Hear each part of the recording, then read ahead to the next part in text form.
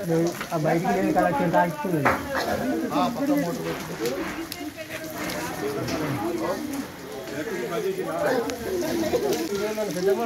తీరు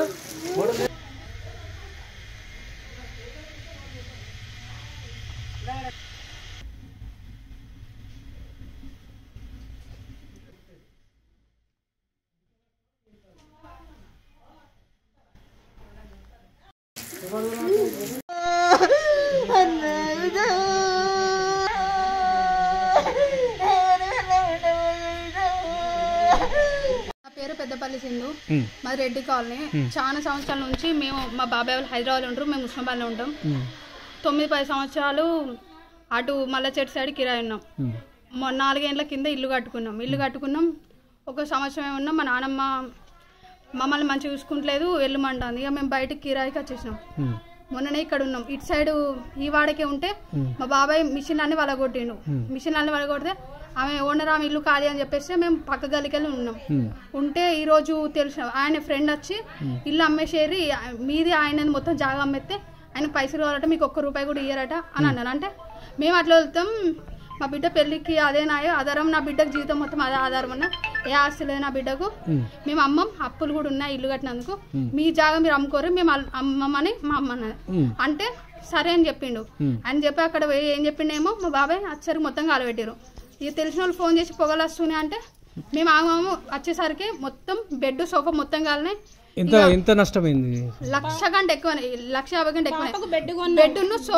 bed sofa మొత్తం కాలింది. మేము వచ్చేసరికి ఫైర్ ఇంజిన్ వచ్చేసరికి బెడ్ కాలిపోయింది మొత్తం. అది సోఫా అయితే మొత్తంకే క్లాత్ కూడా మిగలలే, మొత్తం కాలిపోయింది.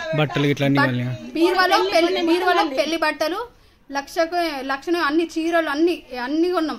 నక్లేదు అన్ని కొంటే మొత్తం బీరువాల బట్టలు లేవు, చీరలు ఏం లేవు. 2 బీరువాల బట్టలు కొన్నాం పెళ్లి కానీ, కొత్త బట్టలు అన్ని అలా పెట్టినాం. ఆడ ఒకటే రూమ్ సామాన్లు అంతగానని కొని నింపి పెట్టినాం. అంత మొత్తం ఒకసారి కూడా కట్టుకోలే. మొత్తం ఆ బీరువాలు ఏం లేవు, బోర్లు కూడా మొత్తం ఏం లేవు, ఒక్క గ్లాస్ కూడా లేదు. బోర్లు అన్ని తీసుకొని పోయిండు. మా డాడీ పనికి వెళ్ళిండు. మా డాడీ పనికి వెళ్తే మేము ఫోన్ చేసినాం.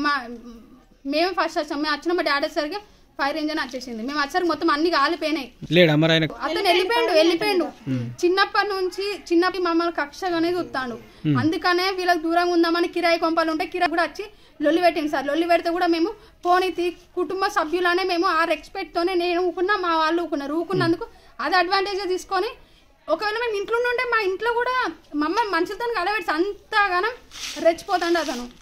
ఇప్పుడు మేము కూడా కాలు చచ్చిపోతోనే అతనుకి మేము పైసలు ఇది అమ్మి ఇయ్యాలి అనే కక్షతోనే ఇల్లు మొత్తం కాలబెట్టి మొత్తం 4 నెలలు మొత్తం అన్ని మేమే కొన్నాం. మాకు న్యాయం జరగాలి సార్. ఇట్లా ఎన్రోల్ చేయాలి సార్. ప్రతి నెలకు పోలీస్ స్టేషన్ పోయి మా బాబాయ్ మా డాడీ కొట్టిండు, ఈ సామాన్లు వాళ్ళ కొట్టాను. ఎన్నిసార్లు పోవాలి సార్? ఎన్నిసార్లు పోతే అసలు మాకు ఏం న్యాయం జరుగుతలేదు సార్. మాకు కాలబెట్టేసి ఒకరు మేము మళ్ళీ ఉంటే మమ్మల్ని కూడా కాలబెట్టు. ఇక మేము కాలినాక అత్తే ఏముంటుంది సార్ న్యాయం? అతని వల్ల మాకు మాత్రం ప్రాణగండం ఉంది సార్. మాకైతే న్యాయం జరిగేదా చూడండి సార్. కూడా అతను రావద్దు సార్. మా జాగాలు మేము బతుకుతాం మాత్రం అతని మీద చర్యలు తీసుకోవాలి సార్. అంతే.